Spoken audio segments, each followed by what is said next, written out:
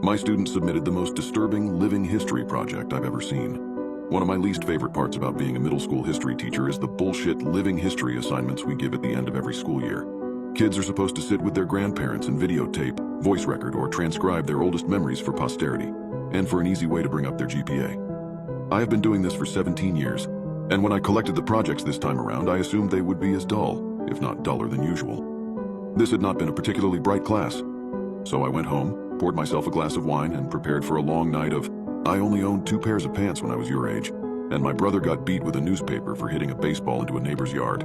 And of course, these projects were peppered with innocent old person comments that were so horribly sexist and racist you just had to laugh. Now I had a girl in my class whom I will call Olivia. She was pudgy, quiet, and proved herself a consistent B student. I expected her project to be as unremarkable as her, and perhaps that's why I was so profoundly disturbed by what I witnessed that night. Olivia had submitted 2 discs for some reason, so I began with the one marked Interview. My screen hiccuped twice before a grainy image of a living room came into view. The place was a hoarder's hell. Olivia was curled up in an armchair, clutching a notebook and looking like a scared animal. Across from her sat a man with a somber countenance, smoking a cigarette and staring at her expectantly. "Go ahead," a woman's voice whispered from behind the camera. Olivia's owlish eyes flashed towards the screen, then back to the man. "I am here with my great-uncle Stephen," she began almost inaudibly. "He's going to tell us about his oldest memories from being in the army." Great-uncle Stephen looked like he'd rather be in a goddamn trench at the moment, but he waited patiently for the questions to begin. Not surprisingly, Olivia read verbatim from the suggested questions sheet I had handed out to the students. He answered her curtly. Once or twice I heard her mother whisper, "Speak up, Olivia," from behind the camera.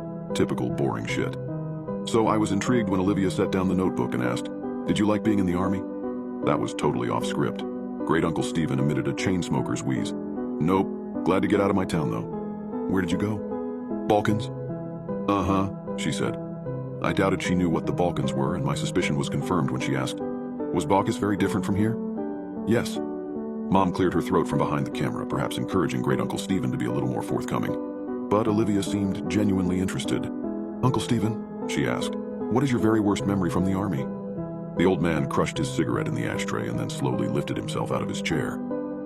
"I'll be back," he mumbled. The camera cut off. When the screen flashed back on, everything was the same except Great-uncle Stephen had several pieces of paper in plastic sleeves laid atop all the crap sitting on his coffee table. One he held in his hand. "I was a kid when I enlisted," he said, looking at Olivia. "Your brother's age," he told her. Olivia nodded. "I never saw combat. Both of my deployments were to cities in Eastern Europe that had been destroyed by civil wars. Everything was a mess. I felt like a janitor for fuck's sake. Ahem." Mom coughed. Great-uncle Stephen sighed and looked at his paper. "My unit was assigned to a school that had been obliterated by all the violence. Broken windows, caved-in rooms. And for some reason, the part that got to me the most was that the school had been like this for years before we got there. No one had lifted a finger to fix it. I saw kids walk by it on their way to go beg for money or whatever shit they did." The camera dipped towards the floor as I heard Mom whisper harshly at Great-uncle Stephen. I couldn't make out what she was saying, but it wasn't hard to imagine. "Do you want to hear this goddamn story or not?" I heard him bark in response. "Then you better let me tell it how I want." "Mom," Olivia chimed, "please stop interrupting. Are you presenting this in front of the class?" "No, Mom, we're just handing it in to the teacher."